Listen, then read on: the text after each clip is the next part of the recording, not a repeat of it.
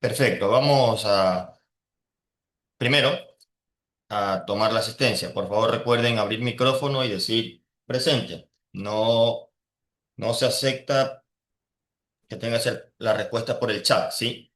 Primero, si tiene respuesta por el chat, pues tendrá falta, a menos que al último minuto me diga presente, ¿sí? Bien, vamos a empezar.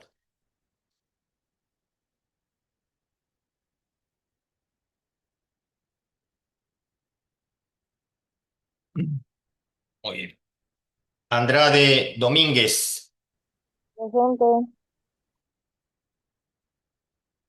Andrade Ramírez, Presente. Aray Arana, Presente.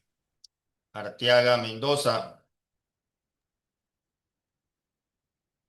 Bravo Sornosa, Presente, Briones Alarcón, presente, Briones Gámez, Presente. Cabo Valencia, Presente, Ceballos Marcillo, De Faz Molina, Delgado Carreño, presente, García Vélez, Presente. Holguín Barre,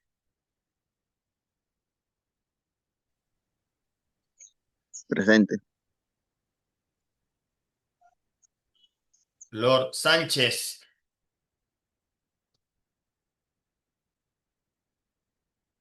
López Coveña, Presente. Molina Posligua, Palma Vinces, Párraga Zambrano, Paz Pozo, Presente. Pico Quiñones, Presente. Pico Suárez, presente, Rengifo Moreira, Ruiz Romero, presente, Sabando Moreira, Presente. Viteri Col, Zambrano Bermúdez, Presente. Zambrano González, Zambrano Urdánigo. Presente. Muy bien. Y Hola, buenos días, profesor. Lo que pasa es que acabo recién de entrar ahorita a las 7:10, entonces me falta. No sé por si me favor, puedo poner asistencia. al final me hace acuerdo, sí, por favor, o cuando Ok, hagamos una pausa, me hace acuerdo. Todos aquellos, como les dije, todos aquellos que no responden en el momento por cualquier situación, ya mismo que hacemos una pausa, me hace acuerdo, sí, que voy a hablar sobre un ok, tema y después se me va de la cabeza ese tema. Ya ok, mismo me hace ok, acuerdo, gracias. ¿ya? Gracias. Listo. Bien, recuerden que este 30 de abril, pasado mañana, el día miércoles, vamos a tener la exposición. Eh, el formato de cómo tienen que hacer la presentación y los temas como tal, recuerden, está en el documento que les subí. ¿Qué es lo que tiene que tener lo que van a hacer su presentación? La primera tiene que tener una portada con estos elementos que aquí los indica. Y posterior, por supuesto, ya el detalle de lo que va a exponer. La duración de la exposición de cada grupo o si es individual, máximo tendrán 10 minutos. El tiempo también será calificado, por eso se le pone el tiempo, 10 minutos, es decir, que tanto grupal como individual tendrán máximo 10 minutos para exponer. ¿Cómo será la exposición? Deberán utilizar presentaciones visuales. Puede ser en PowerPoint o algo similar. La exposición o lo que vayan a presentar después de la hoja de portada deberán tener un mínimo de 6 diapositivas y máximo 10.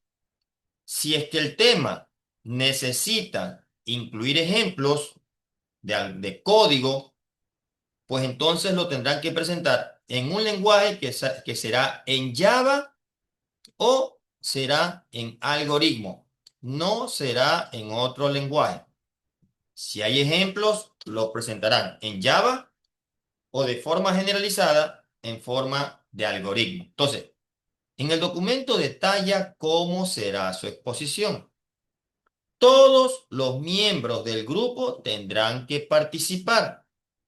Por supuesto que el tiempo que tenga cada integrante deberá ser proporcional entre todos. No es que uno solamente hace la presentación y terminó y el resto hacen la exposición. Tendrán que ser proporcional, que si son 10 minutos y son 5 integrantes, aproximadamente serán de 2 minutos cada uno. Aproximadamente, no es que sea así porque puede ser que el grupo se lleve 7 minutos, pues entonces tendrán que dividirse de manera proporcional el tiempo de presentación. Bueno, ya la distribución de temas, ya lo hice. Aquí están los que son de manera grupal y de lo que en algún momento me lo dijo de manera, digamos, personal, que iba a hacerlo solo. Los demás, como nunca me dijeron que lo iban a hacer solo, pero en vista de que ya no tienen grupos, todos aquellos estudiantes que no tengan grupos, ¿sí? Tendrán que dar estos dos temas. ¿Cómo saben? O a veces uno cree que alguien lo puso en el grupo. Yo les dije dónde tenían que hacer clic para que pudieran observar dónde podían ver sus grupos, ¿sí? Dentro del aula virtual, eso se lo dije en la primera clase, en su aula tendrá que ver el grupo de trabajo de su respectivo paralelo. Cuando haga clic aquí, les aparecerá esto y aquí podrán ver a qué grupo corresponde cada uno, quién es coordinador o coordinadora. Los que están en negrilla es porque ya han entrado al grupo de WhatsApp. Ya no tenemos más grupos, por lo tanto esto yo voy a eliminarlo porque ya el resto lo harán de manera individual. Aquí están los que van a hacerlo de manera individual. Como yo no sé cuál es su número de teléfono, no he podido ingresarlos al grupo o que puedan acceder al grupo de WhatsApp. Si alguno de ustedes está aquí presente, ya mismo me da su número de celular, el que tenga su WhatsApp, para poderlo ingresar y que posteriormente puedan entrar al grupo de coordinadores por donde estaré informando o donde ustedes me estarán preguntando. Nada de manera individual. Yo no le voy a responder absolutamente nada de manera individual. Todo lo haré por el grupo. Si quieren hablar de manera individual, pues esperemos que lleguemos a las actividades de clases y ustedes me podrán encontrar en la oficina, como les dije, en estos horarios. Entonces, recuerden, ya mismo me darán sus números celulares si es que están aquí y los que tienen que subir la actividad que ya les voy a explicar de lo que ustedes van a exponer son los coordinadores y por supuesto los que están de manera individual. Entonces, ese es lo que tiene que ver con respecto a los temas que ya están distribuidos por grupos y de manera individual. ¿Qué contenido deberían de tener las diapositivas? Una explicación clara del tema con definiciones y conceptos claves. Esperar que no sean las típicas diapositivas que llenan de texto y lo que hacen es solamente leer, porque también eso será calificado. Esperar que lo que presenten sean gráficos, como dicen, palabras, conceptos claves, pero que no sea exactamente que todo lo que está en la diapositiva lo van a leer exactamente como está. Eso se torna un poco aburrido, ¿sí? Pueden leer el concepto clave y dar su punto de vista o explayarse de mejor manera. Si el tema lo amerita, deberán haber ejemplos prácticos y casos de uso en la vida real, si es que lo amerita. También podrán hacer, como les dije, fragmentación de código si desean ilustrar, pero repito, siempre y cuando sea aplicable. Recuerden que los códigos o serán en Java o serán de manera general en forma de algoritmos, ¿sí? Esta es la rúbrica de calificación, ¿sí? La rúbrica de calificación sobre la cual nos vamos a basar para el día de la exposición. Este puntaje que está aquí es, como dice aquí, va a ser calificado de lo que suba en la plataforma. De la exposición del día miércoles será sobre este puntaje que está aquí y este puntaje que está aquí, es decir, 3.5. El 1.5 serán de lo que ustedes suban en la plataforma, ¿sí? Estudiante que no esté presente en la hora de la exposición, ¿sí? Por favor, yo al principio voy a, el momento, ¿cómo voy a verificar esto? Cuando yo nombre al grupo, ¿sí? Los que estén aquí son los que podrán dar. Como aquí yo no puedo cerrar la puerta, yo tampoco voy a hacer esas aulas donde me permitan darle acceso cuando ingresan tarde al aula. No, no lo voy a hacer. Simplemente, el momento que yo tome lista del grupo, los que digan presentes son los que van a tener nota. Por más que llegue el compañero atrasado, como yo tendré acá la lista, si expone, yo no le voy a prohibir, pero ya no tendrá nota de sobre esto y sobre esto, sino solo de esto que está aquí, como aquí bien lo menciono. Así que, por favor, tomo la exposición y solamente los que están presentes al momento que yo llamo a los estudiantes son los que tendrán nota. Así llegue después y exponga, ya no tendrá ninguna de estas notas, sino esta calificación, siempre y cuando sus nombres y apellidos consten aquí en la portada. Si no está, es claro que no va a tener nota. Ojo, porque a veces el apuro hace que uno se olvide y no envían la hoja de portada, ¿sí?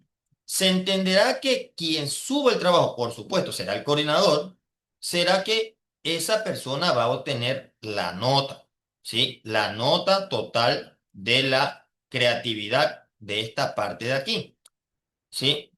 Ahora, suponiendo que ese grupo se sacó 5.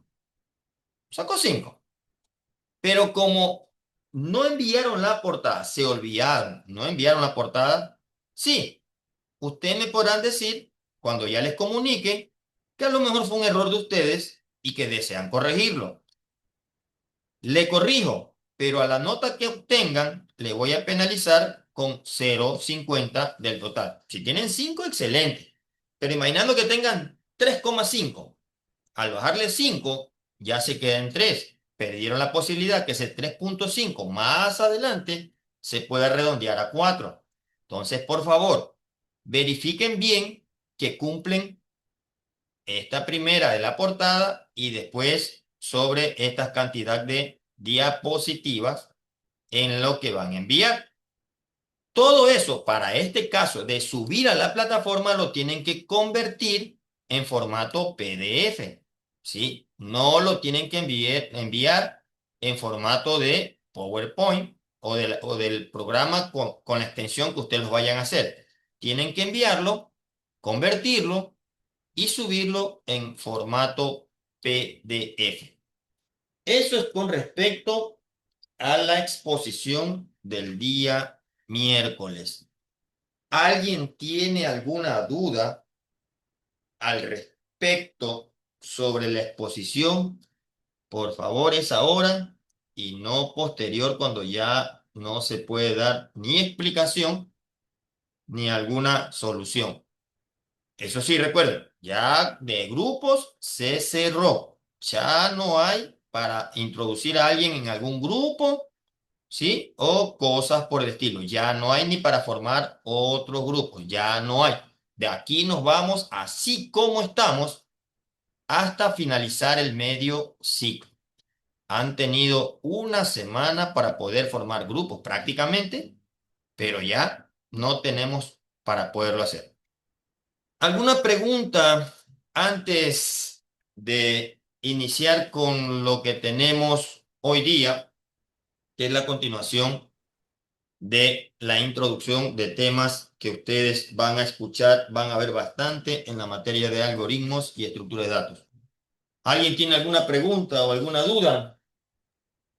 Buenos días, profesor. Yo tengo una pregunta respecto a la portada. Dime, dime. Ya, lo de la portada ya lo hacemos con las indicaciones que está en la guía del taller. La portada que hay que subir es la misma que hacemos en el PowerPoint, ¿no? Sí, sí. A ver, Ya, lo mismo que está en PowerPoint, exactamente lo mismo, tienen que convertirlo en PDF y enviarlo. No tienen que hacer absolutamente ningún cambio. Lo mismo que ustedes tienen hecho en PowerPoint, lo graban como PDF y lo envían. Exactamente lo mismo, no hay que hacer ningún cambio.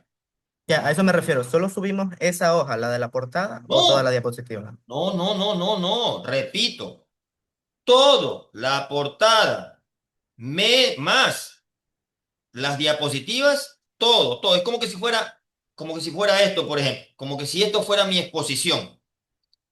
Aquí tengo la portada, ¿sí? Y tengo todo lo que estoy exponiendo. Eso lo que hago es simplemente, todo eso, simplemente lo que hago es guardarlo en formato PDF, guardarlo y ese archivo que está en formato PDF hay que enviármelo todo, no solo la portada, todo lo que ustedes usaron en su exposición. Cuidado, no es la portada, es todo. Ya, gracias. Esa era la confusión que tenía. Listo. ¿Alguien más antes de avanzar con lo que tenemos hoy día?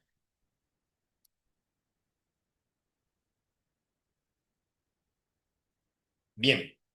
Entonces, está claro, cualquier situación de que no se haya entendido, les he preguntado, ya bueno, hubo un compañero que preguntó y está bien porque puede haber parte de confusión, pero ante cualquier problema recuerden que tenemos la grabación donde les he explicado cómo deben hacerlo y también tenemos el documento, por lo tanto, a eso nos vamos a remitir.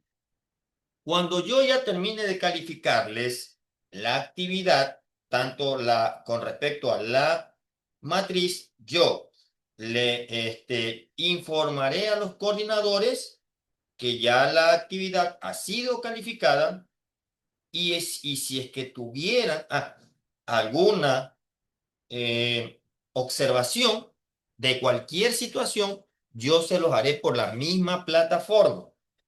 Una vez que tenga eso, yo les daré 48 horas para que puedan hacer algún reclamo. El reclamo pueden hacerlo por medio del grupo de coordinación o si se requiere, yo les enviaré un link para que puedan entrar y podamos ver si es que realmente ustedes tienen razón o yo tengo razón, para explicarles del por qué su nota, si es que ustedes no están de acuerdo con las observaciones. Pero ojo que, bien claro les digo, el tiempo será calificado. La participación de todos los miembros con tiempos proporcionados, equilibrados, también será calificado. Y por supuesto, lo que ustedes presenten en las diapositivas. Como le dije, si le llenan de teoría, no van a ser bien calificados. ¿Sí? Porque repito, es como que yo les presente esto y yo que les lea todo exactamente igual. Ustedes se van a aburrir y se van a cansar de que yo le estoy leyendo porque ustedes también pueden leer y no hace falta que les lea. Pero en cambio, si yo nomás pongo duración de la exposición y esto no pongo, pues entonces yo explico de qué se trata este tema. Yo me explayo sin que esté dándole exactamente todo lo que yo vaya a exponer. Así que por favor, tengan muy en cuenta. Estos serían los primeros 5 puntos.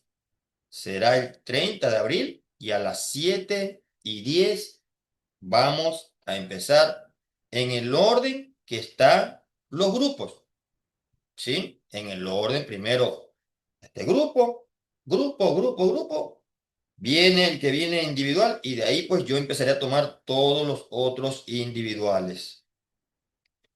Bien, damos por cerrado esto de la exposición, que espero les haya quedado totalmente claro cómo será la calificación. Muy bien. Ahora, si no tenemos más preguntas, vamos a empezar con lo que tenemos previsto para hoy día. No sin antes leerles una frase. A veces las frases no son solamente frases. Si nos ponemos a leer bien, nos están diciendo o nos están motivando a ser mejores personas, tanto en lo personal como en lo académico. Dice, cree en ti mismo porque eres capaz de lograr más de lo que imaginas. A veces uno en la vida se pone límites, y no porque uno dice yo no puedo, sino porque muchas veces las personas del entorno le dicen que no pueden. Y uno, como siempre he dicho, la psicología es tan poderosa que nos metemos eso en nuestras cabezas y lo que nos dice la gente, eso es. No, no, porque siempre van a encontrar personas que van a dar buenos consejos para ustedes y también otras que le van a dar malos consejos. Pero primero hay que creer en uno mismo de que uno sí puede lograr lo que uno sueña, lo que uno imagina. Requiere tiempo, requiere esfuerzo, sí, porque nada viene fácil. O más bien, lo que fácil viene, fácil se va. Luchen, luchen por lograr sus metas. No sean personas igual que el resto. Siempre sean mejores personas. Si alguien pudo lograrlo, ¿por qué yo no y por qué yo no lo puedo mejorar? Yo también soy capaz, solo que a veces la pereza, la vagancia, el entorno mismo del grupo de personas que tenemos nos evitan de que logremos lo que queremos, ¿sí? Rodéense siempre de personas que les hacen ver lo bueno y lo malo y que siempre los apoyan para que ustedes también logren lo que se imaginan, logren o alcancen su sueño. Es importante eso, jóvenes.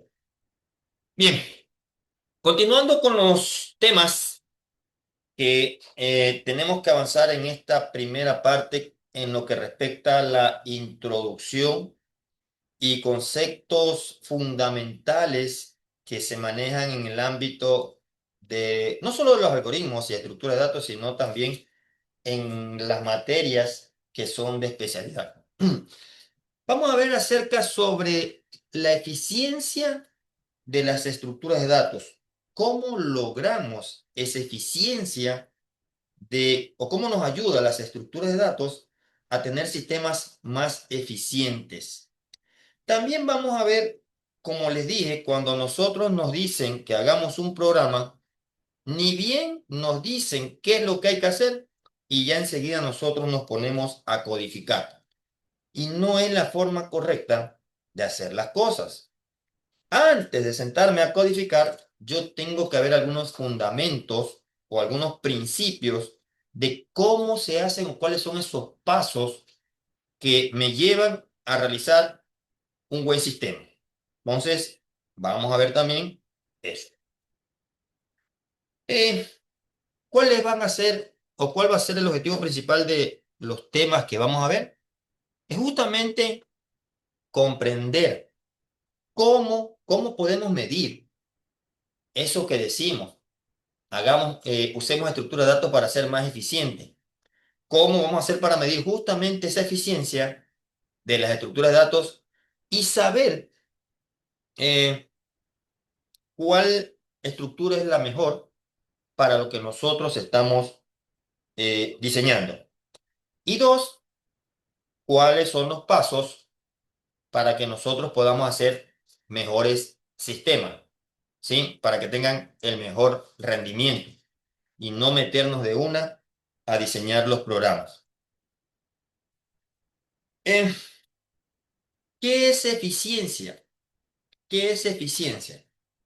¿Sí? Es la forma como un programador, un diseñador de software, mide, ¿sí? ¿Qué tantos recursos consume un programa dentro de un computador? ¿Cuáles son esos recursos que mayormente influyen en esto de que un sistema sea más o menos rápido, más o menos eficiente? Es justamente en el tiempo de ejecución y de recuperación de datos y el administrar memoria. Esos dos puntos son los que miden la eficiencia en un sistema informático, ¿sí? ¿Por qué es importante las estructuras de datos? Como bien hemos tratado desde el inicio, cuando les dije cuál era la importancia de la materia, que cuando decía una parte de la materia, es porque es importante para el resto de materias que vamos a ver. Sí, claro que sí, pero ¿dónde también radica la importancia cuando yo vaya a diseñar un sistema y yo escoja la mejor estructura de datos? Pues justamente al seleccionar la estructura de datos que más, eh, que va con el programa que nosotros vamos a utilizar, pues nosotros vamos a reducir, ¿sí? De manera significativa el tiempo que se demora en ejecutarlo, tanto para procesar como para obtener resultados.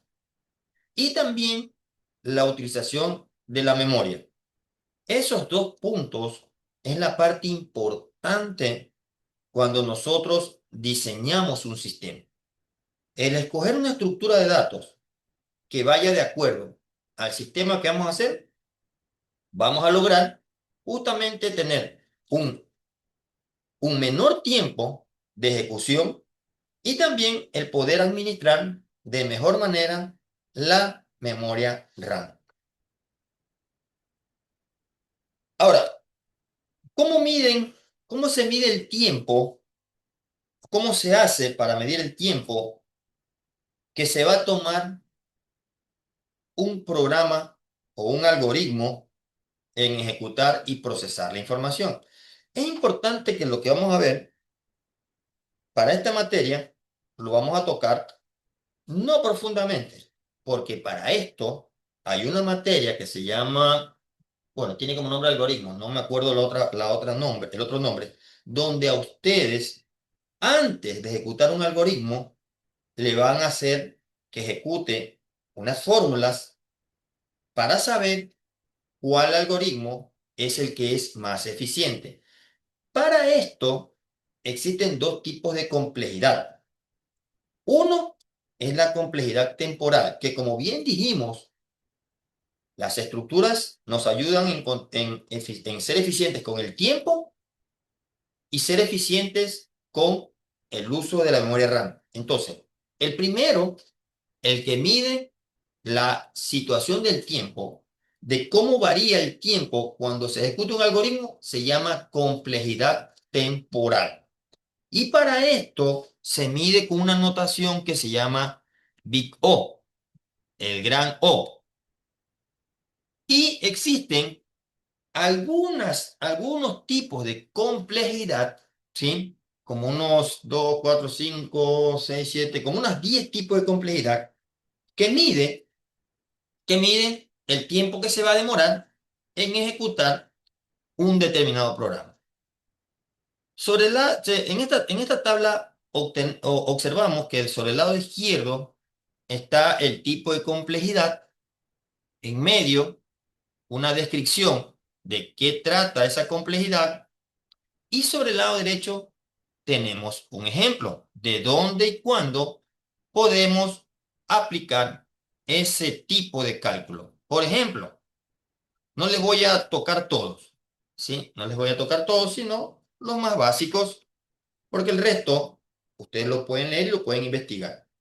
Sí, en la lección les puedo a lo mejor decir, describa cómo trabaja la complejidad O sub n, es decir, esta de aquí, ¿sí?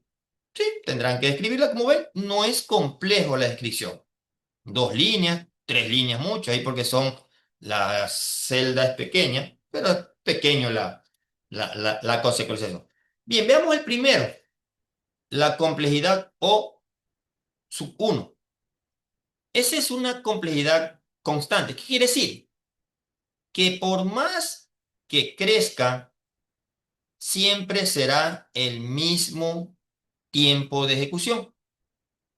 Si usted tiene un arreglo de un elemento o un arreglo de 1000 elementos, el tiempo de acceso al elemento que usted quiere de ese arreglo siempre será el mismo. ¿Sí? Ese es O sub 1. Como el ejemplo lo dice, y ya se los dije también de forma hablada, eso lo mide cuando usted accede a un elemento a un array. Sí, es muy sencillo. Por ejemplo, tenemos otra complejidad, o logaritmo de n. Bueno, este ya habla sobre un tema más logarítmico, ¿sí? A veces uno ve matemáticas, le enseñan logaritmo, le enseñan estas cosas. Y en informática, por lo menos, tenemos que saber a qué se refiere cada una de estas cosas, ¿sí? Por ejemplo, el tiempo de ejecución, eso sí, crece logarítmicamente con respecto al tamaño de la entrada, donde se puede observar esta complejidad. Cuando usted realiza una búsqueda binaria en un array ordenado, con respecto a las búsquedas, depende de qué tan grande sea el tamaño del arreglo para que el tiempo de ejecución puede ser o me vaya a ocupar más tiempo o menos tiempo. Entonces, observen que hay diferentes tipos. Repito, en una materia más adelante, esto que está aquí lo verán a más profundidad. Nosotros no vamos a aplicar estas fórmulas, pero sí es importante que tengan conocimiento de cómo se puede mejorar el tiempo en lo que respecta a los programas que nosotros estamos utilizando. Es también importante que hay cosas que le enseñan bastante cuando van a ver la materia de programación, esta situación de los programas de ordenamiento por sacudida, el más conocido es la ordenación de la burbuja, y otros tipos de algoritmos que sin importar en qué lenguaje lo vayan a hacer, al final es lo mismo. Entonces, en este tipo de ordenamiento, cuando hay el tipo de ordenamiento, siempre se usa este tipo de complejidad que se llama cuadrática, ¿sí? Que va creciendo de manera proporcional al doble del tamaño de la entrada. Es decir, que si el tamaño de la entrada tiene 2 elementos, sería 2 elevado al cuadrado, sería 4. El tiempo se va a demorar 4 veces más de lo que se podría demorar en otro tipo de algoritmo. Entonces, muy importante, repito, por conocimientos generales, estos son los tipos de algoritmos que existen, ¿sí? El tipo de algoritmos que existen. Por ahora, solo me importa mucho que los conozcan y sepan cuándo se los aplica. Más adelante podrán ver ejemplos cuando les toque la materia respectiva. Entonces, la complejidad temporal se refiere al tiempo que se demore en procesar los datos. Complejidad temporal se refiere al tiempo. Y lo que tiene que ver con respecto al uso de la memoria se llama complejidad espacial. Esta, en cambio, mide la cantidad de memoria que una estructura de datos, la que usted utilice, necesita para funcionar. Y las dos complejidades son muy importantes, ¿sí? Y más que todo, en aquellos sistemas, es decir, aquellos sistemas informáticos, aquel computador que tenga recursos limitados. Porque como programador, si a mí me contratan y veo que hay un computador que ellos lo utilizan y quieren que les haga un sistema en base de ese computador y a lo mejor tiene recursos limitados, entonces yo tengo que venir a hacer uso de la complejidad espacial y la complejidad temporal. Claro, es lindo cuando tienes un supercomputador, ¿sí? Donde tranquilamente el tiempo, el computador vuela para poder hacer los resultados y tiene una enorme cantidad de memoria donde a veces ni me importa si le hago buen o mal uso. Pero no exactamente así debemos pensarlo. Ahora, ¿cuál es la diferencia? Y aquí es que dice, porque hay veces que si hago uno, no hago lo otro, ¿sí? Entonces, diferencia con la complejidad temporal. A veces optimizar la velocidad puede aumentar el uso de memoria, ¿sí? O a veces, lo que es lo contrario, cuando optimizo la memoria, puedo aumentar la velocidad. Con el tiempo, con el tiempo, ¿sí? Si ustedes se meten al campo de la programación, de cualquiera, ya sea páginas web, páginas de escritorio, o, perdón, programas de escritorios, o programación móvil, ustedes tendrán que ver cuando no puedo aplicar las dos cosas, a cuál le doy mayor importancia. Si yo tengo un computador que tiene una gran cantidad de memoria, entre comillas, me doy el lujo de preocuparme de optimizar la velocidad.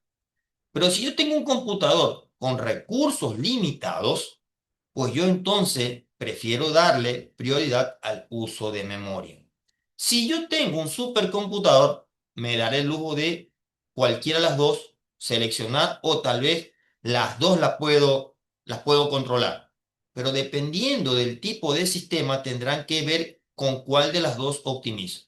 Si tengo un computador que no tiene suficiente memoria, pues entonces yo optimizo la memoria. Si tengo un computador que sí, no tiene mucha memoria, pero tiene un buen procesamiento, entonces yo optimizo la velocidad. Mucho ojo con esta situación, ¿sí? En el tiempo ha ido evolucionando la forma como yo almaceno los datos en la memoria RAM. Vamos a ver un poco de cómo han ido evolucionando esa forma de almacenar los datos en la memoria. Aunque en algunos casos se usaba un tipo de almacenamiento, no significa que hoy día no lo estemos utilizando. Sí lo estamos utilizando porque a veces requerimos almacenar datos de la forma como se ha venido almacenando anteriormente. Y es por eso que una primera forma, cuando llegaron lenguajes de programación, la primera forma de almacenar datos era usando lo que se llaman variables primitivas. Las variables primitivas aún las seguimos utilizando. Son importantes. No es que no las utilizamos, las seguimos utilizando. Pero fue la primera forma como se almacenaban datos. Había una variable y en esa variable almacenaba un dato, ¿sí? Pero era muy importante, ¿sí?, que esa variable necesitaba diferenciarse con el tipo de datos que yo voy a guardar. Es decir, yo tenía que decirle, antes de guardarla, qué tipo de datos voy a guardar ahí. Por ejemplo, voy a guardar un dato entero, voy a guardar un dato de tipo char, un tipo de dato booleano, ¿sí? Es decirle, yo tenía que decirle primero qué tipo de datos voy a guardar. Y aún existen lenguajes que nos obligan, antes de guardar datos en esa variable, decirle qué tipo de datos voy a guardar. Otra situación más con ese tipo de variable, que en esa variable solo podía guardar un dato. Solamente podía guardar un dato, no podía guardar dos o tres. ¿Por qué? Porque si yo guardaba un dato, encima de ese dato, el dato anterior se borra y se pone el nuevo dato. Entonces, ustedes observen que este que está aquí se sigue usando. Este tipo de variable lo sigue utilizando. Pero recuerden que tiene dos características principales, ¿sí? Uno, que yo primero tengo que definir el tipo de datos que voy a guardar. Y dos, que yo ahí solamente puedo guardar un dato y solo un dato. Que si yo guardo otro, se borra el anterior. Por ejemplo, si yo declaro una variable de tipo entero, estoy cumpliendo con el tipo de datos. Lo declaro de tipo entero, el nombre de la variable y le guardo un valor.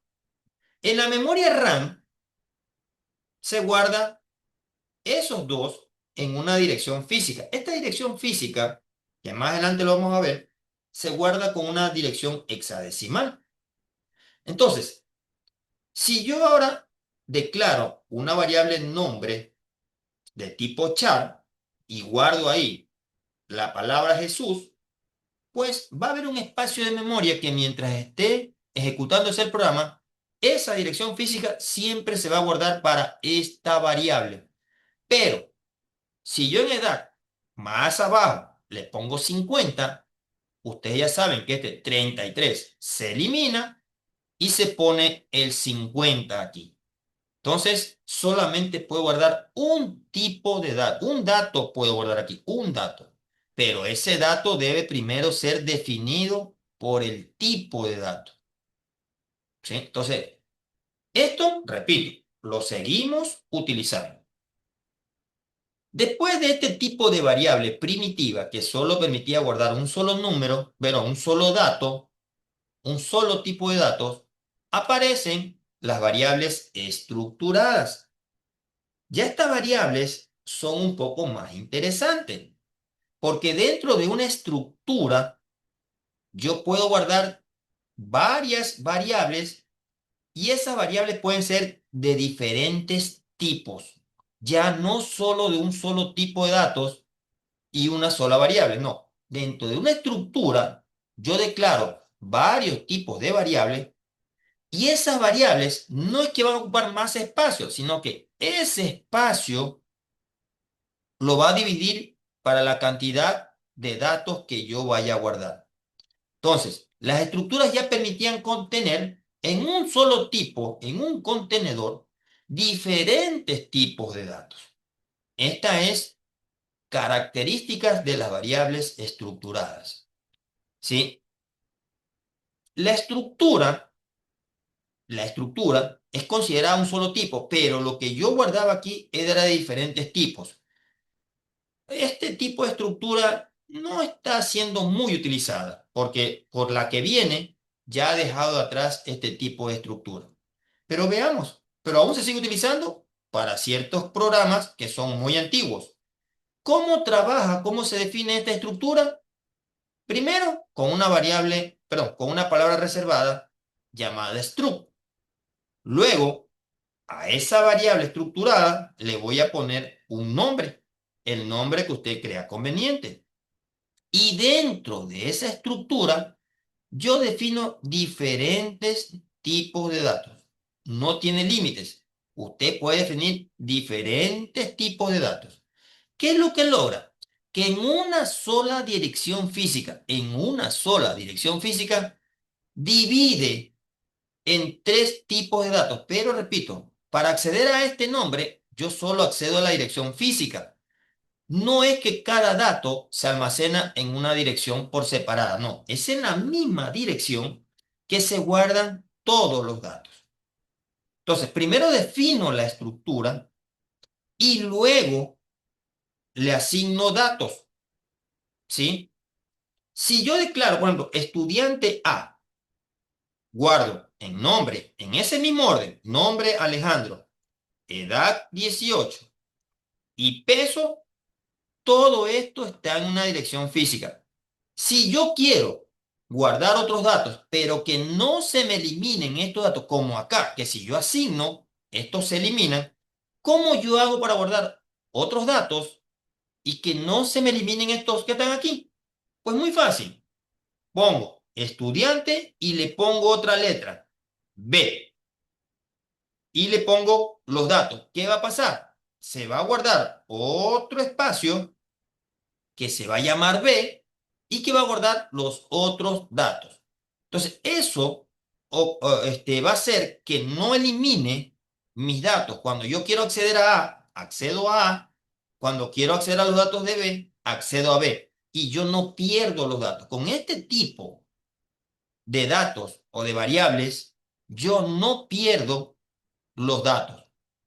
Y es más, en una misma dirección física, lo va a dividir para las variables que yo guarde.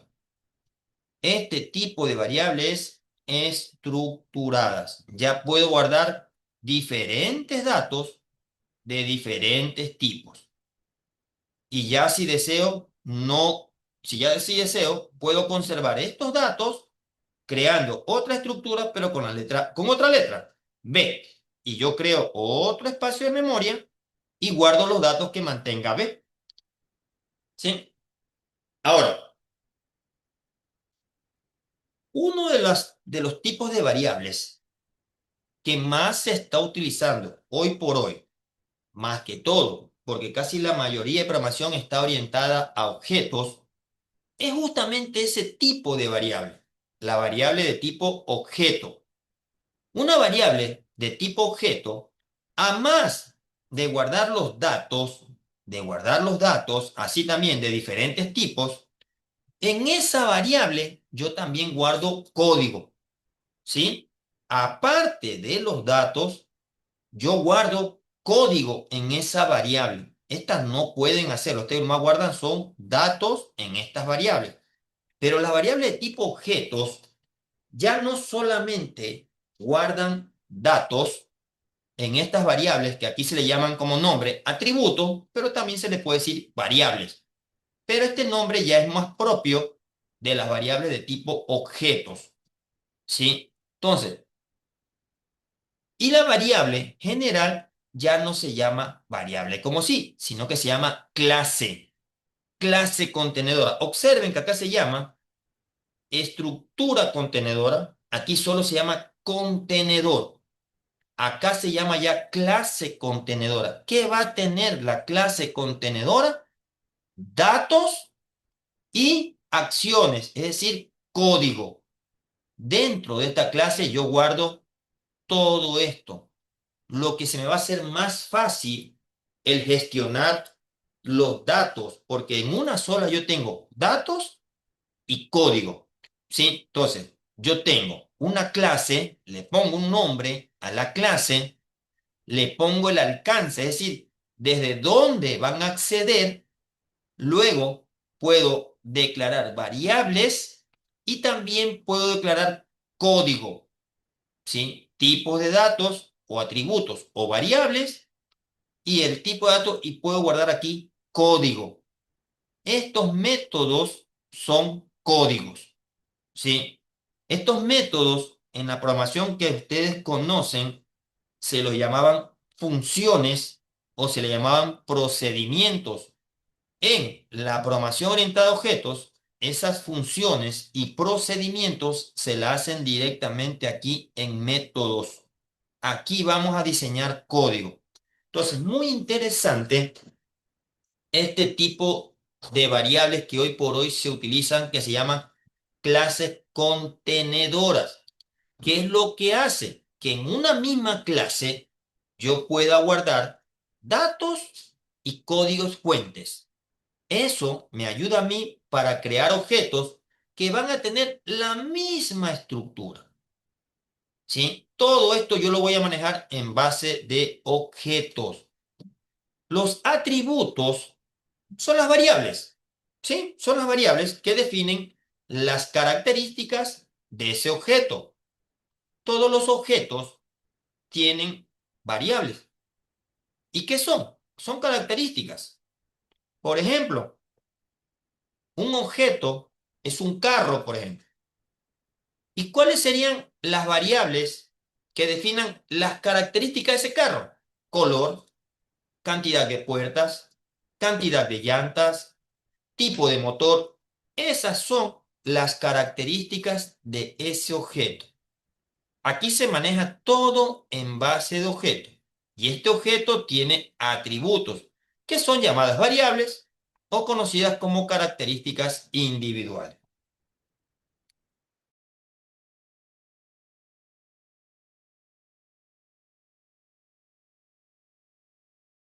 Perdón. Bien.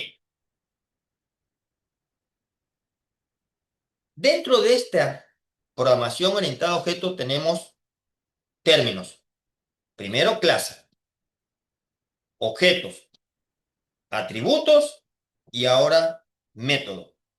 ¿Qué es un método? Como les dije, es lo que ustedes conocían antes como funciones o procedimientos. ¿Y qué son? ¿Qué eran las funciones y procedimientos? Era una proporción, era una porción de código que usted diseñaba. Lo mismo, un método es un conjunto de instrucciones que realizan una determinada tarea. Cuando ustedes llamaban a una función, esa función o ese procedimiento se ejecutaba, hacía su proceso y regresaba nuevamente a la línea siguiente quien lo llamaba. Entonces, lo mismo son los métodos, solo que aquí ya no los conoce como function o procedure, ¿sí? Sino que aquí se llama uno solo, métodos. Y que son similares, repito, a las funciones que usaban o que usan, perdón, los lenguajes estructurados. Ya vamos a ver que aquí lo usamos de las dos maneras dentro del mismo método. Y otra palabra que también se usa, de hecho, es la base fundamental de la programación orientada a objetos, es justamente el objeto, ¿sí?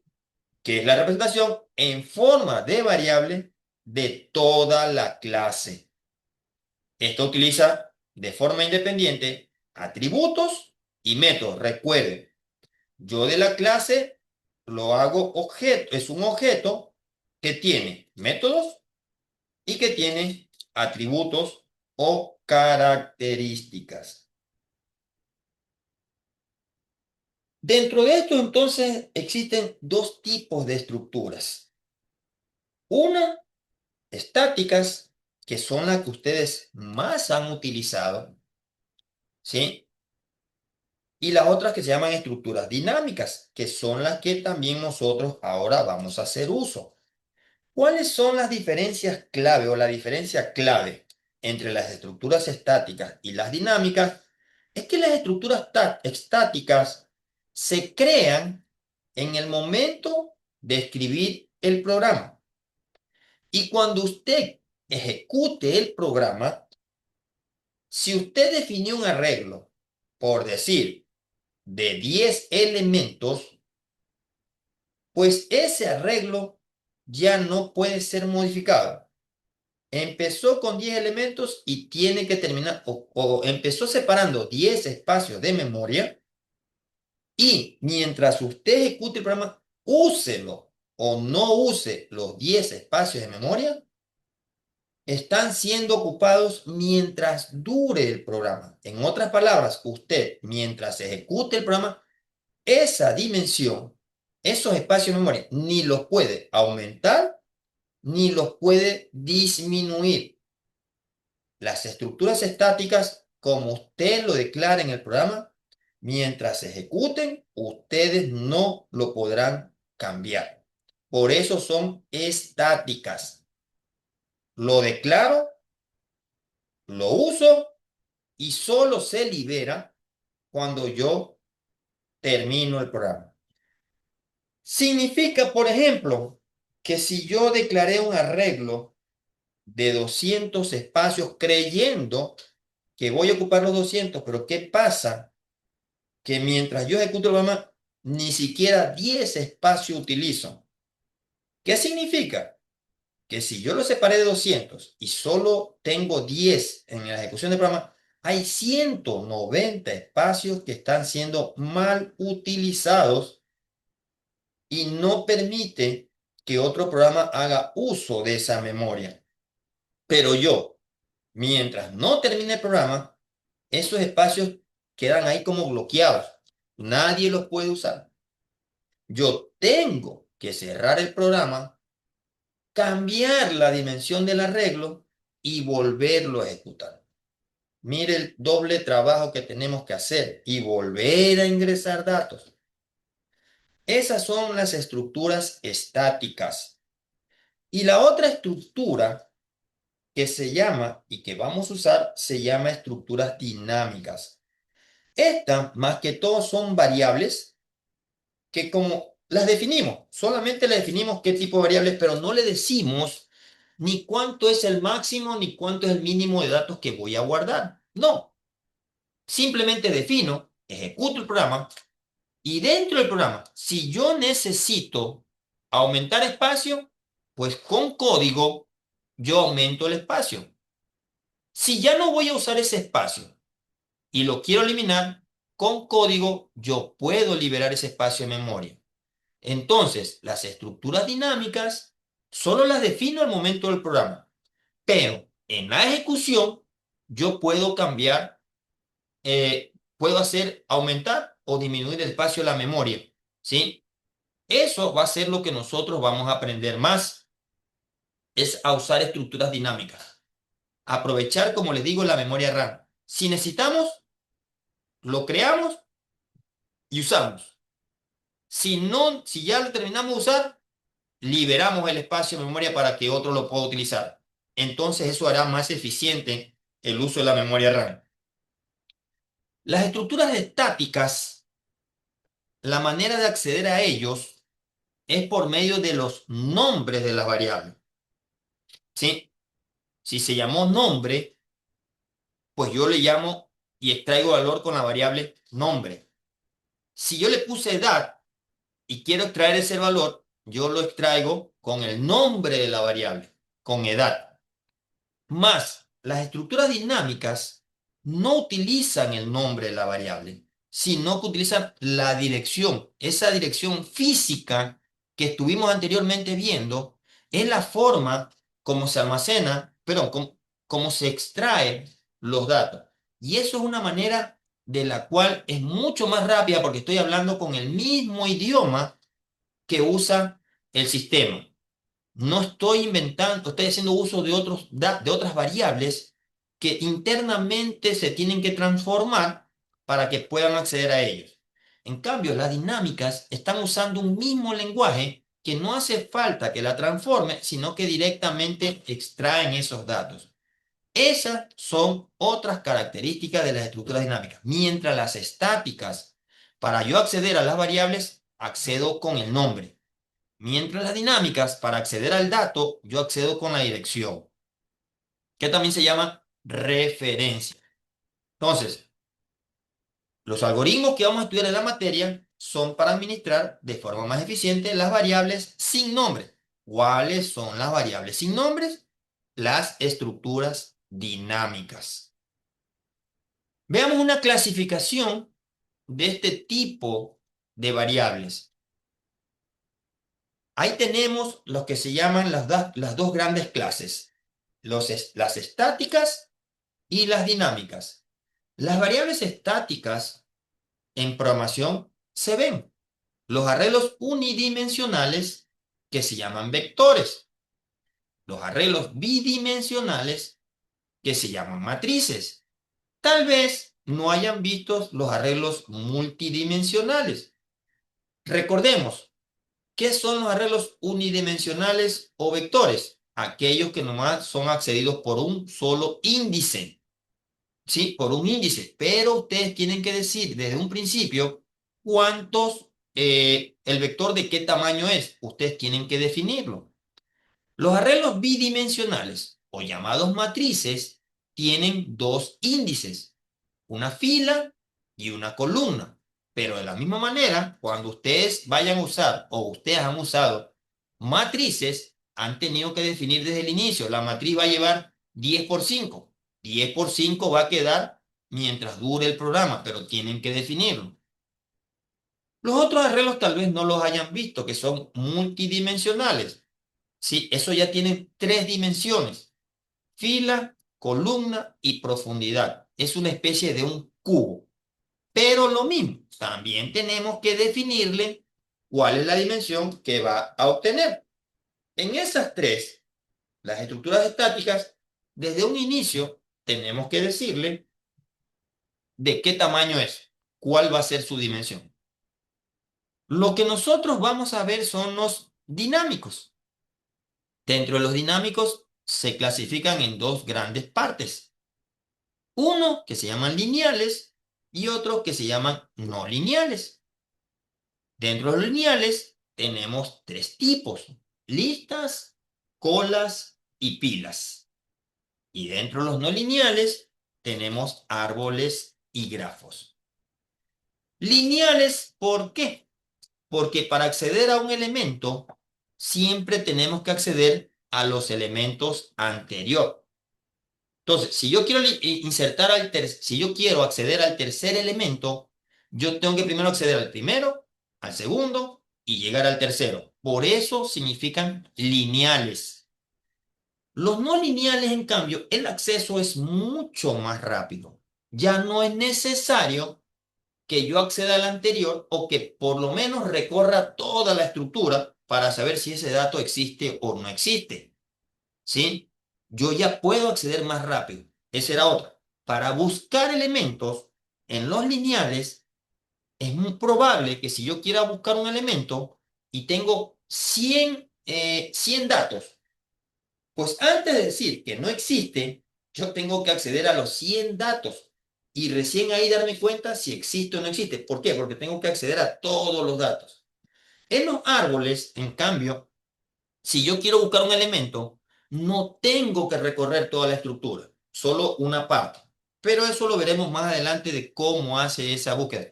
¿Por qué los lineales tienen que hacerlo de manera secuencial y por qué los no lineales pueden acceder un poco más rápido? Pero primero tenemos que entender estas 2 tipos, esta clasificación de los tipos de los tipos de estructuras. Es muy importante que entendamos, ¿sí? Nosotros vamos a hacer uso de los dinámicos. ¿Cuáles son los tipos de datos que se usan normalmente? Varían un poco entre lenguajes, pero prácticamente son estos. Aunque los que les voy a decir esto son del Java, ¿sí? Del Java. De repente en otro lenguaje no se llama int, sino que se llama integer. Pero es del mismo tipo, solo que ese lenguaje le puso integer. Pero al final son los mismos. Entonces, dentro de Java tenemos estos tipos de datos: int, short. Esos dos son de tipo entero, ¿sí? Solo que el int ocupa mucho más espacio de memoria que el short, es decir, para números más grandes de tipo entero. Luego tenemos los que son de datos con decimales, doble y long, ¿sí? Todo depende de la cantidad de decimales, de la precisión que usted quiera para poder usar uno u otro. Luego aparecen la de los caracteres, que es char cuando quiere solamente caracteres, o string cuando quiere guardar cadenas de caracteres. Y los booleanos, que solamente pueden ocupar que pueden darnos o puede ser usado para dar como resultado dos tipos de datos: verdadero o falso, true o false, 1 o 0. No puede usar otro tipo de datos. Entonces, estos tipos de datos son los que uno tiene que definir al inicio. ¿Cómo creamos en Java vectores, pero primero del tipo primitivo? Es decir, donde tenemos que darle, y perdón, no solo primitivo, sino también del estático, donde le tenemos que decir de cuántos datos voy a guardar. Como le he dicho, no significa que porque lo dinámico es mejor, no es que no vamos a usar los tipos de datos primitivos o los vectores estáticos, las estructuras estáticas. ¿Por qué? Si yo ya sé con seguridad que voy a guardar, por ejemplo, en una variable voy a guardar el sexo y solo voy a poner masculino y femenino, nada más. Eso ya no va a cambiar. Entonces ahí defino un arreglo con dos espacios de memoria porque sé que ya no va a cambiar. Es masculino y femenino. Entonces, yo no voy a usar una estructura de datos, me voy a demorar más tiempo en codificarla, cuando bien puedo usar un vector. Y se terminó. ¿Cómo yo defino en Java un tipo de vector estático, de estructura estática? Primero, recuerden los tipos de datos que hemos visto. Aquí tiene que ir. Recuerden los tipos de datos que hemos visto, que son estos. Primero hay que poner qué dato voy a guardar en ese vector. Entonces, aquí lo pongo. Estos corchetes son obligatorios. Posterior a eso, yo le tengo que poner un nombre al vector, tal como ustedes lo han hecho en otras programaciones, si es que han visto C o si es que han visto Python y mucho más si han usado Java. Tienen que poner el nombre del vector, calificaciones, nombres, cosas por el estilo. Luego uso la palabra reservada new, que es justamente la que me servirá para separar espacios de memoria. Nuevamente, porque si no sale error, ya es parte de la estructura, como se usa en Java, nuevamente pongo el mismo tipo de datos. Y aquí, entre corchetes, le digo cuántos espacios quiero. 5, 10, 15, 20. El espacio que yo quiero. Un ejemplo, esto es una sintaxis de forma generalizada. Un ejemplo sería esto, ¿ves? Tipo de datos entero, nombre del vector pares, palabra reservada new, nuevamente el tipo de datos y aquí adentro cuántos datos voy a guardar. Solo en este vector podré guardar 10 elementos y solamente podré guardar datos de tipo entero. No puedo guardar de otro tipo de datos. Esta es la forma como se declara en Java para crear vectores. ¿Qué es lo que sucede cuando yo ejecuto esta línea? Que 10 espacios se van a separar para la variable pares y que será de tipo entero. Como es primitivo, yo accedo con el nombre y con el índice. Siempre recuerden que los vectores empiezan en 0, siempre empiezan en 0 y terminan en uno menos de lo que yo le he puesto este número aquí. Pero al final, aquí hay 10 elementos. Ese es de tipo primitivo. Un solo tipo de datos. No guardo más. ¿Cómo lo hago si yo quiero guardar dentro de un vector diferentes tipos de datos y ya no de un solo tipo? Ahí uso la variable de tipo objeto. ¿Cómo varía esta dimensión, esta declaración, esta creación de la siguiente manera? Esto igual lo vamos a ver más adelante. Por ahora solo quiero que vayan observando. Primero, tengo que definir una clase. Luego le pongo un nombre a esa clase. Y como saben que esta clase, esto que está aquí, es un objeto, esto es un objeto, tiene atributos o variables. Aquí, por ejemplo, yo defino dentro de este objeto, defino que va a llevar una variable que se va a llamar matrícula, donde voy a guardarlo de tipo string. Marca de tipo string. Modelo de tipo string. Y una variable km de tipo entero. Todas estas variables se van a guardar en un solo espacio. Es decir, que un espacio se va a dividir en 4 espacios. ¿Sí? Entonces, ¿qué pasaría con esto? Primero, se pone el nombre de la clase. Es decir, esta clase. ¿Ven? Lo mismo. Corchetes sigue estando. Luego le pongo un nombre al vector. Un nombre. ¿Sí? Un nombre al vector. Un nombre al vector. Nuevamente ocupo esta palabra reservada que es new. Esto siempre lo voy a ocupar. Y como hicimos lo mismo aquí, que el tipo de datos lo poníamos aquí, aquí es el nombre de la clase que está aquí, se lo pongo aquí. Ojo, esta es la sintaxis para declarar, ¿sí? Un objeto, pero este objeto también es estático porque le voy a dar una dimensión. La diferencia es que yo voy a poder guardar en cada vector 4 tipos de datos diferentes. Ahora, ¿cómo crearía esto? De esta manera. La clase vehículo, recuerden, el Java es un lenguaje case sensitive. ¿Qué significa?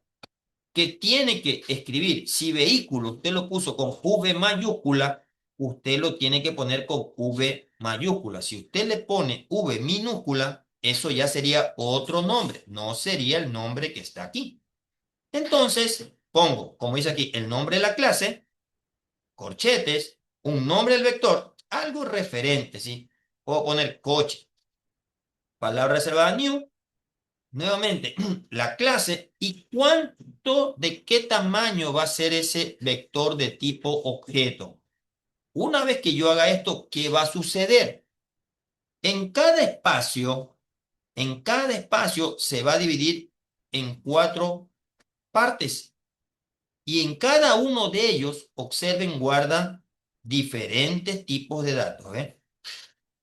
¿Sí? Diferentes tipos. Lo mismo, son 10 elementos del 0 al 9. Diferencia es que aquí solo guardo un tipo de datos que es de tipo entero. Solo serán números. La diferencia que aquí yo ya guardo es un objeto, los datos de un objeto de diferentes tipos. Y así puedo poner más variables y este espacio de memoria se va a separar para ese número de variables. Entonces, esto es la forma como yo declaro un arreglo de objetos, pero estático. ¿Sí? Pero estático. De esta manera. Mucho ojo la sintaxis, porque esta sintaxis yo la transformo a instrucciones. Esta es una forma general de verlo, donde usted tiene que reemplazar cada uno de estos datos, elementos que están aquí. Lo mismo pasa aquí. Ahora, lo mejor para el almacenamiento de grandes volúmenes de datos es justamente usar variables y estructuras de tipo dinámicas. Y más cuando ustedes no saben cuántos datos van a guardar, lo mejor es utilizar este tipo de variables. Recordemos, este tipo de variables no se acceden por el nombre. Para acceder al contenido de este tipo de variables, se lo usa o se lo hace, se accede a ellos por la dirección o referencia. Cuando yo hable de referencia, estoy hablando de dirección. Cuando yo hable de dirección, estoy hablando de referencia. Esta dirección es una dirección de formato hexadecimal, que es como manejan las referencias en la memoria RAM. También recordemos un pequeño resumen de lo que hemos visto anteriormente, que las variables dinámicas solo se crean, ¿sí? Solo se crean.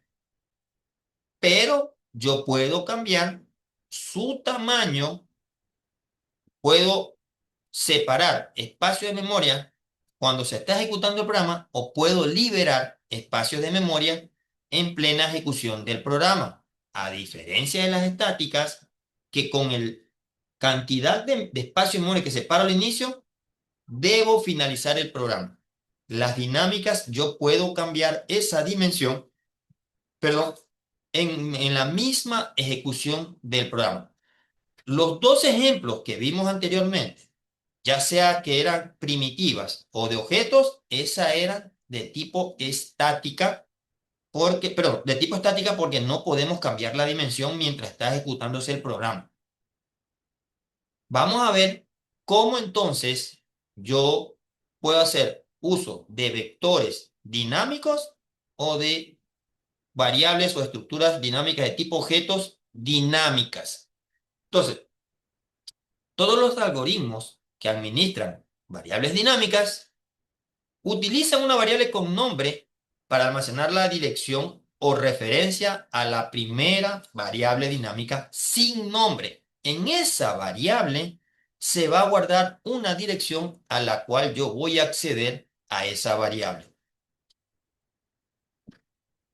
Por lo tanto, las variables dinámicas deben, de manera obligatoria, tener esa capacidad de almacenar esa dirección de una o de varias variables sin nombre. Este tipo de estructura, recuerden que en un anterior gráfico vimos una clasificación del tipo de estructuras. Dentro de las dinámicas existen el almacenamiento lineal y el almacenamiento no lineal. Pues observen que aquí primero les presento una estructura de almacenamiento de tipo lineal, que si yo quiero acceder al C, primero tengo que acceder al B, luego al A y finalmente a la C.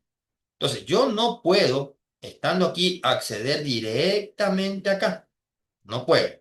El lineal es de esta manera, siempre al anterior. Aquí hay otro. Este tiene un solo avance hacia la derecha. No puedo regresar. Aquí hay otra estructura, también es lineal, porque para acceder al A tengo que acceder al B, luego al C, pero puedo regresar.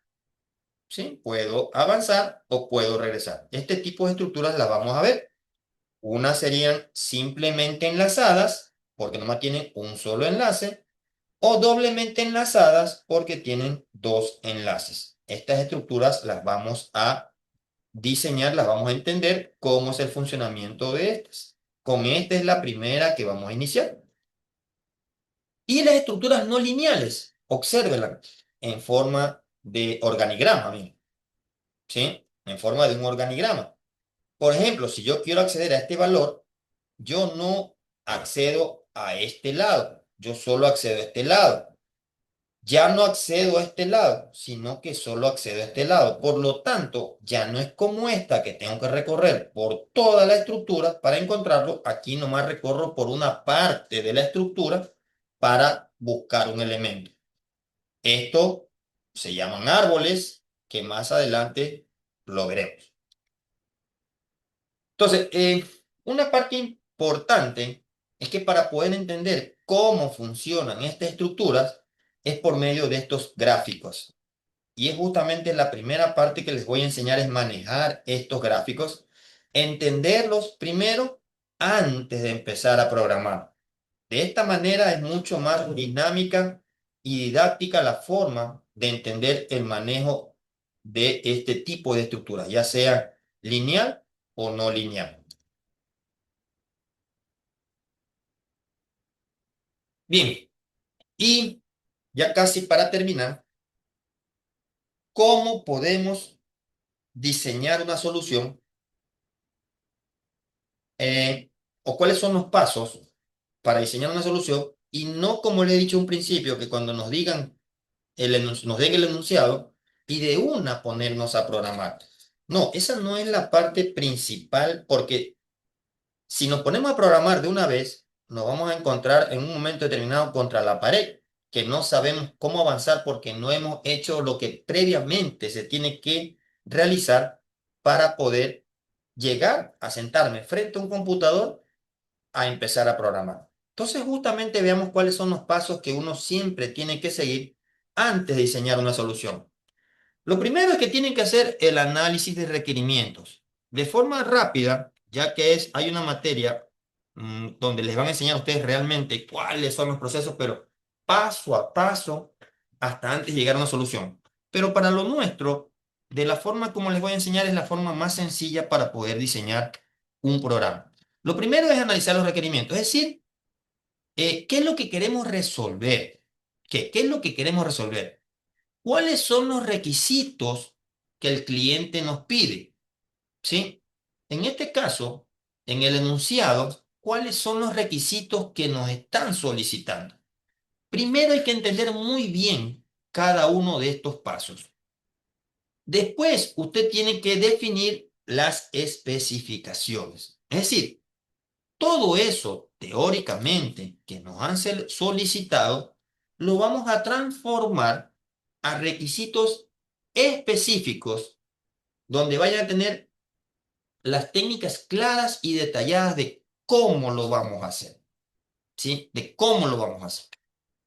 Luego viene el tercer paso, que es el análisis de factibilidad. Es decir, vamos a evaluar la viabilidad técnica de lo que nos están pidiendo, económica y operativa de la solución. ¿Sí? Estos pasos que están aquí son de forma general. Luego que hemos hecho todos estos tres pasos anteriores, vamos a diseñar una arquitectura de solución. ¿Sí? Hay una frase que se usa en programación orientada a objetos que se llama divide y vencerás. No es lo mismo que usted haga en un solo código de 500 líneas, uno solo de 500 líneas, que esas 500 líneas usted lo divida en procedimientos más pequeños, de repente dividirlos en procedimientos de 10, de 20, de 30 líneas, donde va a ser mucho más sencillo detectar un error, porque me va a decir a mí en qué parte, en cuáles de esos procedimientos, en cuáles de esos métodos, que nomás tengo 20 líneas, tengo el error. Que me diga, tiene un error en ese código de 500 líneas, y ahora a ver dónde está el error. Entonces, lo mejor es que usted divida todo ese código en problemas más pequeños, en códigos más pequeños. Y repito, aquí se usa una frase que se llama divide y vencerás. De eso se trata. En otras palabras, que ese problema grandote yo lo divido en problemas más pequeños. Por supuesto, son más fáciles de resolver. Como dice el refrán, nos dicen a nosotros cuando somos grandes, cuando son pequeños, los problemas son pequeños. Cuando son grandes, los problemas son grandes. Y eso lleva a esto. Si el código es muy extenso, muy grande en uno solo, el problema a resolver va a ser muy complejo. Pero si lo tenemos en códigos más pequeños, los problemas van a ser más sencillos para poderlos resolver. Una vez que tenemos la arquitectura de la solución, ya ahora podemos diseñar las clases, ¿sí? Para ver las funcionalidades que va a tener cada uno de ellos, qué se va a hacer en cada parte del programa. Ahora sí, una vez que ya tenemos esto, ya podemos ir a diseñar las interfaces, que es la parte de la solución que va a permitir que los usuarios interactúen. Entonces, ya aquí, siguiendo esos 6 pasos, ¿sí? Podemos llegar a la última parte donde podemos ya sentarnos al computador a programar porque ya hemos recorrido algunos pasos. Repito, esto de manera muy rápida. Y habrá una materia donde ustedes le van a decir todos estos pasos muy detallados, donde no será solo de un día el poder resolver todo esto. Van a haber semanas para poder resolver todo esto y llegar justamente a diseñar nuestro programa. Bien, como conclusiones. Como conclusiones de lo que hemos visto, sabemos que existen 3 formas de contener datos en la memoria. Variables simples o primitivas, que son aquellas donde solamente guardo un dato y que tiene que ser definido el tipo de datos que se va a guardar.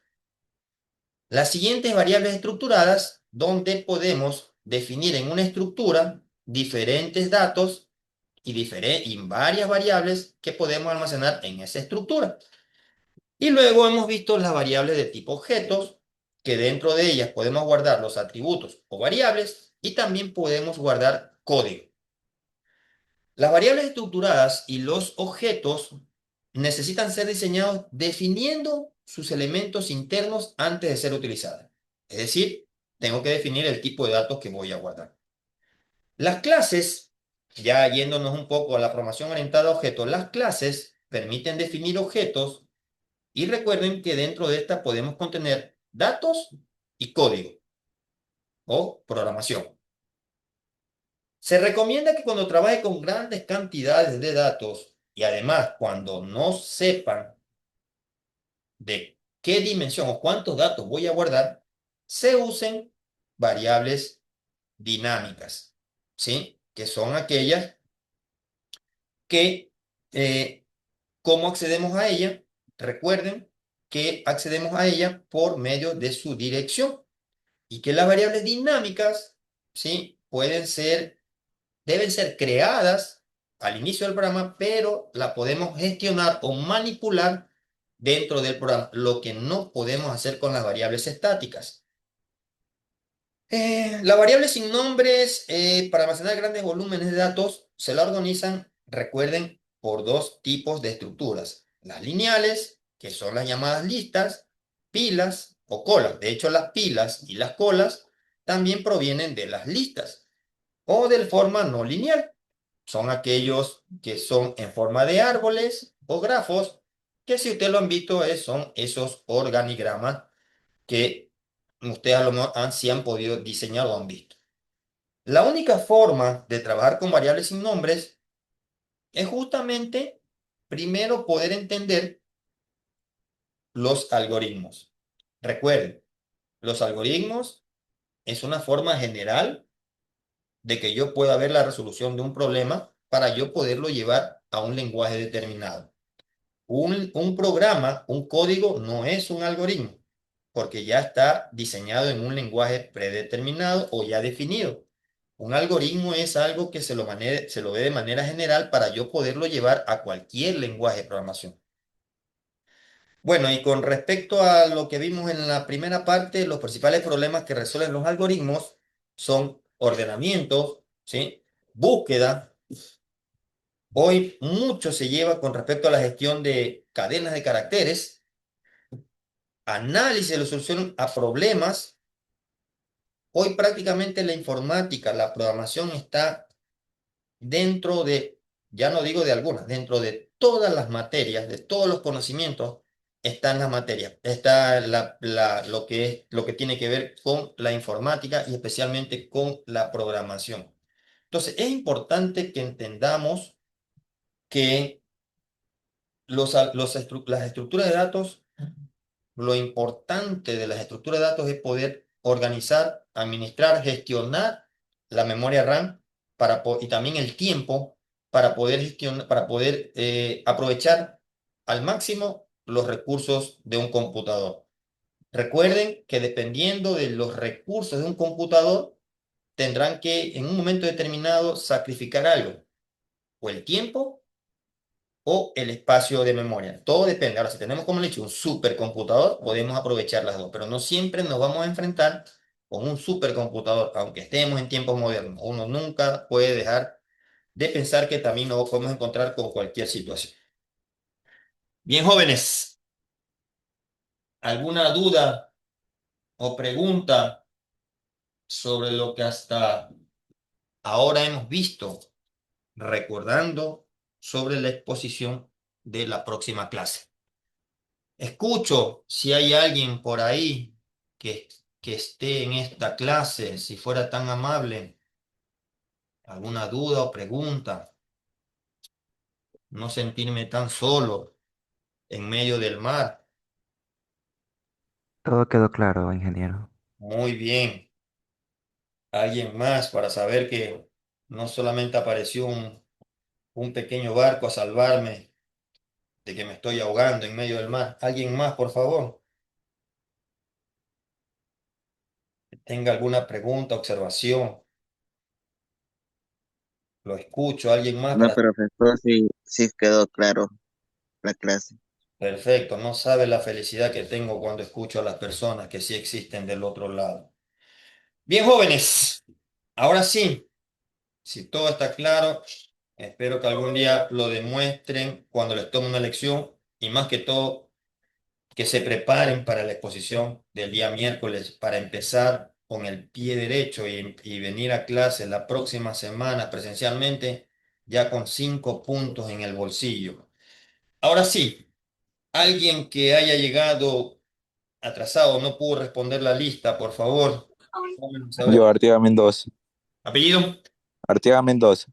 Artiaga Mendoza, listo. ¿Alguien más? Yo, profe, de Yo, Palma Vinci. Ceballos, Morcillo, Ariel Montero. Palma, Vinces. ¿Alguien Ceballos, Morcillo. más? Bien, jóvenes. Si no hay nadie más, y gracias a lo que me Yo, rescataron. profesor, yo lo dije. Ah, ya, apellido. Ceballos, Morcillo. Ceballos Marcillo. ¿Alguien Sí. más? O ya estamos. Entonces, bien, jóvenes. Hasta ahí vamos a quedar. Nos vemos el día miércoles.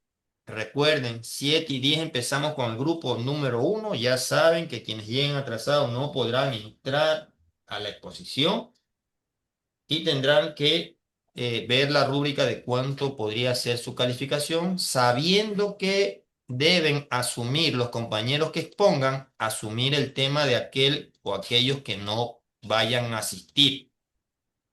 Por eso es importante de que todos no solamente lean su parte o estudien su parte, sino que estudien todo. Mire que es muy poco. 6 diapositivas, un resumen, es muy poco lo que tienen que exponer.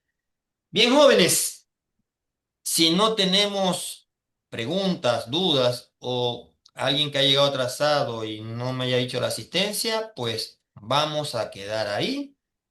Voy a detener la grabación y esto lo subiré cuando se termine de procesar. Bien, jóvenes, que tengan excelente resto de tarde y buen inicio de semana. Nos vemos el miércoles.